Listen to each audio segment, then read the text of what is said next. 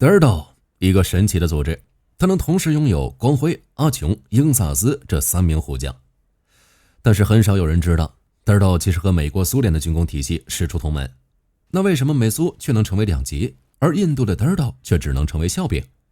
天胡開局的印度是怎麼一步一步把自己玩成半身不遂的呢？正所謂前人挖坑，後人跌倒。DARDO 從誕生那一天開始就埋下了一顆定時炸彈。1947年8月15日，這一天宇宙中發生了一件大事，印度獨立了。但擺在印度面前的現實非常殘酷，沒有強大的工業，沒有完整的軍工體系，對於任何一個剛獨立的國家來說都是常態。而這些國家的第一反應都是什麼？缺什麼就買什麼。比如一起獨立的死對頭巴基斯坦，買的還是當時最暢銷的美國貨。但是印度卻走了一條完全不同的路。當時印度總理尼赫魯找來了一個非常特別的英國人，帕特里克·布萊克特。這個名字可能很多人沒有聽過，他原來的工作是研究宇宙啊、粒子啊什麼的，在這個領域也算是有點成就，獲得了一個小獎項叫諾貝爾獎。還有一個不太成器的學生叫奧本海默。二戰期間，他又從理論研究轉向軍事應用，參與英國雷達發展和作戰分析。正是這個經歷讓他意識到，一個國家是可以利用科技改變戰爭的。所以尼赫魯找他不是讓他幫印度設計一款武器，而是讓他回答一個更大的問題：印度未來幾十年應該怎樣建立自己的國防能力？而布萊克特給印度的答案就是不要買武器，而是把錢更多的砸在教育上，不要孤立科學家，要讓他們進入決策核心，不要軍民分離，要利用軍工發展帶動產業升級。於是在這位大大的建議下，1948年 DARDO 的前身國防科學組織 DSO 成立了。本來乖乖聽話按部就班走下去沒什麼不好的，但問題是印度的叛逆期到了。我們先來看看優秀學生代表美國和蘇聯。曼哈頓計劃，美國把科學家、軍方和工業企業組織在一起，最終制造出世界第一批核武器。而雷達、航空、電子技術的發展也是科研軍工不分家。蘇聯雖然主義不同，但同樣建立了設計局、軍工企業和國家科研體系結合的模式，比如图波列夫、米高揚、苏霍伊這些設計局都直接參與國家軍事需求研發。這種模式讓蘇聯在幾十年內從一個工業基礎薄弱的國家變成超級軍事大國。世界第一和世界第二的國防路線和布萊克特給印度的方法只能說一模一樣。如果真的按照這樣走下去，印度說不定真成世界第3了，本該有更光明的未來，可惜了，抄作業還不相信學霸。1958年，印度國防部長克里希纳·梅農將國防科學組織和陆軍技術發展局合併，更名為國防研究與發展組織 DARDO 誕生了。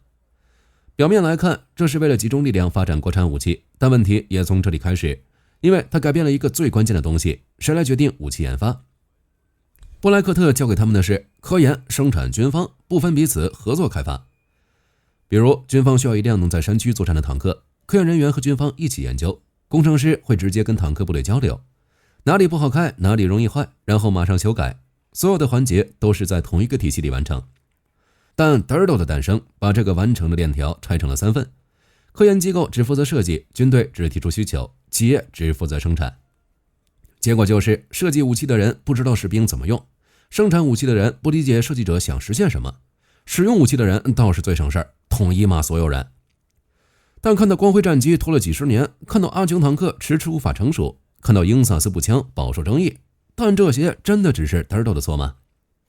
很多人會認為這就是 DARDO 能力不行，但是就在這些失敗項目背後，同一個 DARDO 卻造出了洲際飛彈，研發出了超音速巡航飛彈，甚至成為了唯4擁有打擊衛星能力的國家。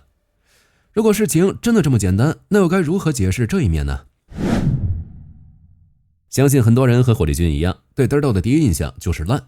除了3大明星之外，還有接總統半路墜機的北極星，不裝火藥裝魔鬼膠的100%國產手雷。為什麼這次如此肯定？因為魔鬼膠用的是印度特產。話說這個手雷火力軍一直有個問題，缺調味品了，到底能不能給它拆開使用？有懂的觀眾可以留言區分享一下。在搜集一堆的資料後發現 DARDO 在大事上居然還挺靠谱的。1998年，印度当着间谍衛星的面公然進行了5次地下核試驗，隨即宣布印度擁核。但研发過核武器的觀眾都知道，有了核彈只是開始，最關鍵的是還得能發射。而印度就是缺少一枚可以攜帶核彈頭的飛彈，於是烈火飛彈就此誕生。雖然在早期並不是一路順利，什麼發動機故障、飛控異常等等，但這其實並不特殊。美國、俄羅斯、歐洲在發展遠程飛彈時也經歷過大量失敗。印度的問題不是失敗，而是失敗後沒有辦法快速解決。但不管怎麼說，烈火系列最終還是讓印度建立起了自己的遠程打擊體系。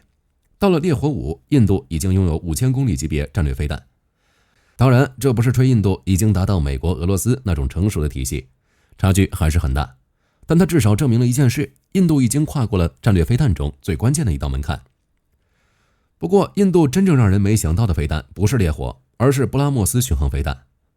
沒錯，它就是網絡上那個大名鼎鼎的會拐彎，打出去自己都不知道往哪兒飛的那款飛彈。但是其實它的風評很大程度上是受宣傳影片的影響，會讓很多觀众和那款发射就掉下來的阿卡什聯繫起來。而布拉莫斯飛彈並沒有那麼糟糕，性能甚至超越同背景下的俄羅斯飛彈。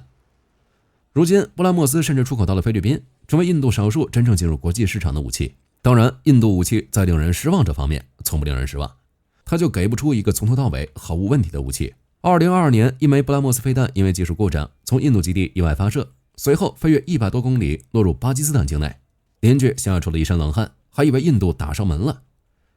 雖然沒有造成傷亡，但這件事依然讓印度非常難堪。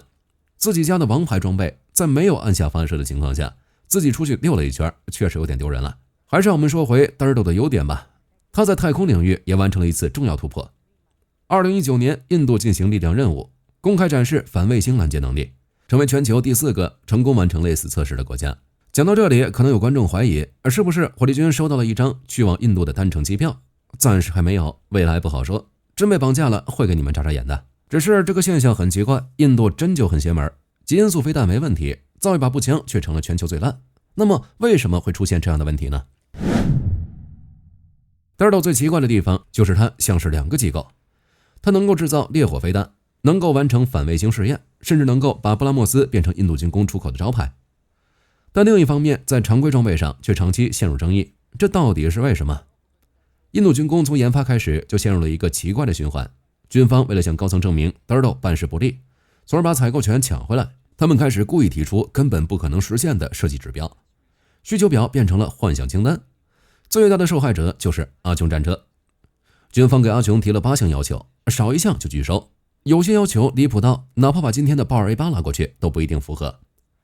可是轉頭面對俄羅斯的 T90 時，又是另外一副嘴臉，軍方瞬間變得無比寬容，什麼毛病都能忍，缺點是不存在，問就是进口貨。阿瓊研發了40年，但這真不怪Dardo，40年間軍方一共提出了83項改进要求。阿瓊也挺冤的，你們都嘲笑我，卻不知道我這40年是怎麼過的。為什麼軍方那麼想要國外的品牌呢？為什麼不願意給國產項目時間？國產周期長一個原因，但是在這背後還有更加現實的利益。採購外國裝備就意味着這裡面有豐厚的回扣可以拿，這是一條非常穩固的灰色利益鏈。政客、官僚和軍方高層在這套流程裡賺得盆滿缽滿，而用國產裝備能撈的油水就大打折扣。最出名的是2013年 AW101 總統專機案，美國公司給出的竞標價格只有意大利公司給出的80%，卻意外落選了。最後得到證實，辛格專員收了5840萬美金的中介費，這真是膽大包天，總統的錢都敢貪，必須辦成鐵案。這起案件也成為眾多貪污案件中證據最多、判得最死的一個。當然，除此之外還有很多。如果你還知道哪些辛格專員名場面，可以在留言區分享一下。不過，把所有問題都歸咎於軍方，也太不公平了。軍方不乾淨，你Dardo也不是什麼好人。原本Dardo的主要成員是一群没心眼的學者，他曾經是印度擺脫技術封鎖的希望。但無論抱有什麼樣的初衷，有人的地方就有江湖，他自身也慢慢變成了問題的一部分。Dardo不是一家普通科研公司，它屬於印度國防部體系，這意味着它不僅要搞研發，還要遵守政府部門的一整套繁瑣的行政流程，這種流程是又臭又長。結果就是科研人員把大量時間放在文件審批和會議中消耗，而不是在實驗室裡解決問題。但Dardo還不僅僅是效率慢，長期以來印度政府體系存在一個問題，資歷高於成果。年輕科學家想推動新項目，需要面對层層審批，而一些資深管理人員即使多年沒有突破，也能依靠年齡和資歷年年輕鬆通過。久而久之，真正敢冒險、願意挑戰新技術的人越來越少，而更擅長處理行政事務的人反而更容易在體系內生存。這就形成了一個危險變化，一個科研機構開始越來越像一個行政機構。數據顯示，德爾斗擁有超過50個實驗室，員工數量超過3萬人，但真正從事核心科研工作的人員只有6000人左右。而且你军队能贪，我德尔斗何嘗不能？根據印度最高审計機構的白皮書，德爾斗的內部管理混亂程度令人嘖舌。審查的178個項目中，119個未按時完成，最高延誤率高達500%。更離譜的是，在2010到2019年間，德爾斗宣稱已經完成了86個項目，但實際上有20個項目是完全失敗。但他們通過巧立名目，給這些項目換層皮，繼續申請經費。這一番操作下來，又是上千萬美金進賬。要不他们是文化人，就是比軍方那幫大老粗玩的精細。有觀眾朋友會問，德爾斗那麼爛，那當初的彈道飛彈是怎麼搞出來的呢？這個問題問得好，因為這些項目背後是總理特批資金，內閣專設管理委員會一路綠燈。值得一提的是，項目負責人阿卜杜勒·卡拉姆後來還成了印度第12任總統。但是普通項目是什麼歪瓜裂棗，哪能有這個待遇？戰略項目覺得繁瑣的工作卻是他們的日常。於是德爾斗陷入了非常尷尬的狀態。他擁有頂級的科學家，也擁有完成戰略工程的經驗。不過印度政府終於意識到，問題可能已經不是某一個項目失敗，而是整個德爾斗模式本身必須改變。一場針對這個龐大機構的拯救計劃開始了。2024年，印度成立高級別委員會，對德爾斗幾十年的運行方式進行調查。報告一針見血，印度終於承認問題不只是科學家的能力，而是整個系統。因此，印度開始推動德爾斗改革，其中最重要的一點就是讓德爾斗回到他最初應該做的事情——科研，而不是包辦所有武器。學習對象當然是誰強抄誰的。最高委員會表示，德爾斗要對標美國國防高級研究計劃局，目標實現 Make in 印度，衝擊3500億盧比國防出口目標。印度現在想做的是讓德爾斗減少造產品的負擔，成為印度軍工技術的源頭。與此同時，印度也開始改變過去國有企業佔主導的模式，靠着政策紅利向私營巨頭開放。當然，改革並不意味着印度軍工馬上成功，因為幾十年的問題不可能幾年解決，印度仍然面臨很多挑戰。但是至少印度開始面對真正的問題，而不是繼續尋找替罪羊。回頭看德爾斗的歷史，他其實非常矛盾。他曾經被嘲笑，因為一些項目幾十年無法成熟，但他也曾經在技術封鎖最嚴重的時候，幫助印度建立戰略武器能力。他不是一個簡單的失敗者，更不是一個成功典範，他更像印度現代工業發展的縮影，一個擁有潛力但長期被制度問題限制的國家。